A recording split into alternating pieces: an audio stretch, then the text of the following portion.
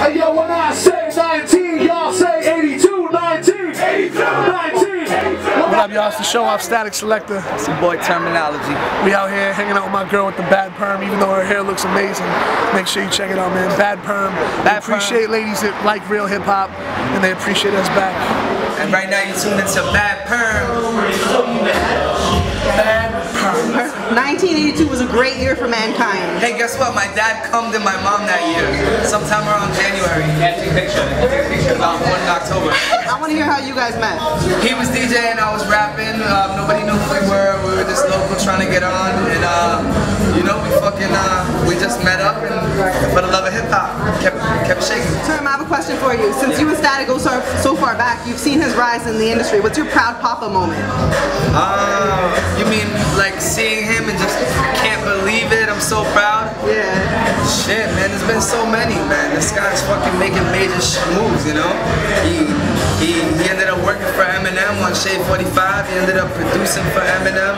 He ended up getting cool with Nas, doing mixtapes with Nas, and going to 50 Cent's crib because he's so cool with 50 Cent. I mean, you know, calling me on the phone with DJ Premier from DJ Premier Studio and saying, Term, we got this beat. If you like it, it's yours. I mean, this shit is just insane to me because I'm a fan of hip hop, you know what I mean, first. So the fact that my big brother's doing it so big, it's like, it's crazy, you know? And he believed in my talent, and he believed in my raw talent and my grind.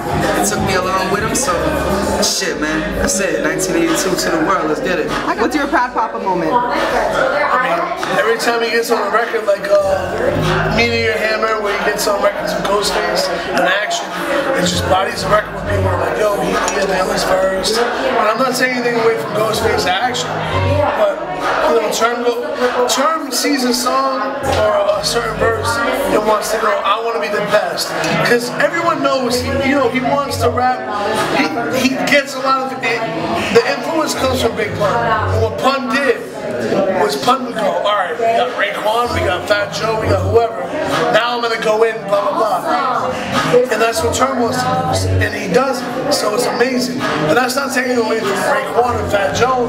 Dude, Raekwon's one of the illest rappers alive. Fat Joe's catalog is not to be fun.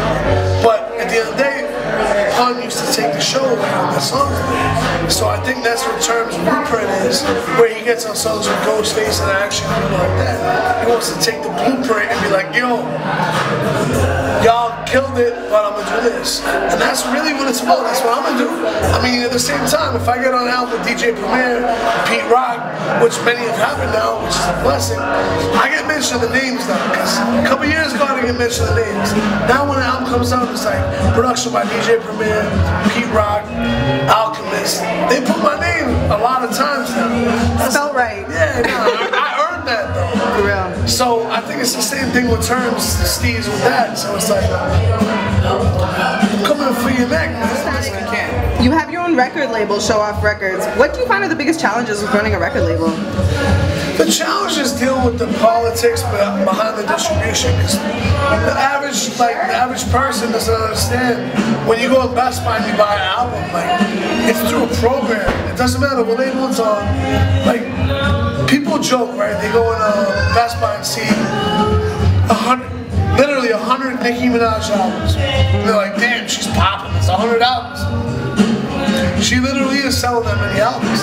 But what you don't get is, they set it up that way. So it's like, say you're like a great artist, and I'm not saying this in a vindictive way, because my albums always make it the best buy. You can buy any of my albums with Action Bronson, Population Control, Stick to the Script, 100 Proof. They're all the best buy. My point is you walk in and it's just set up a certain way, where like, there's so many of a certain album, and there's one or two of another album, and people are just like, oh, well, you know. It's all politics. It's just seeing more quantity and seeing association. It's hard dealing with the politics, and then that shit. If you're a real hip hop fan, I appreciate you. I love you. Yeah. UndergroundHipHop.com has all our CDs. Amazon.com has all our CDs. iTunes got all the albums. If you love it, it's there. Material. Okay. See, iTunes, I love to death. I love you guys. But we grew grew up, like, Term's collection is iller than mine. It's iller than anyone I know. He collects CDs. I collect vinyl. But I don't collect vinyl of, like say, Jay-Z drops a new album.